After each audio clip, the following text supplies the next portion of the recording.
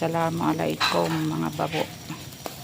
Ngayon luto tayo ng inihaw na pampano. Yan o, dalawa.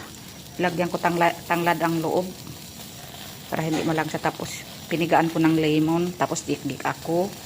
Bawang, asin, paminta, tsaka sili. Tapos yung loob nilagyan ko bawang para hindi malansa. Pampano dalawa. Kunti lang kami kakain.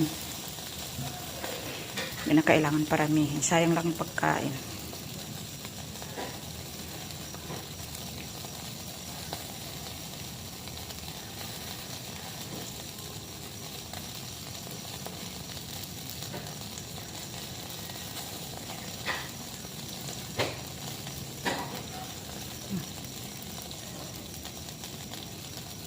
Tapos binahid-pahiran ko ng ng mantika para hindi siya tuyo yung magdikit.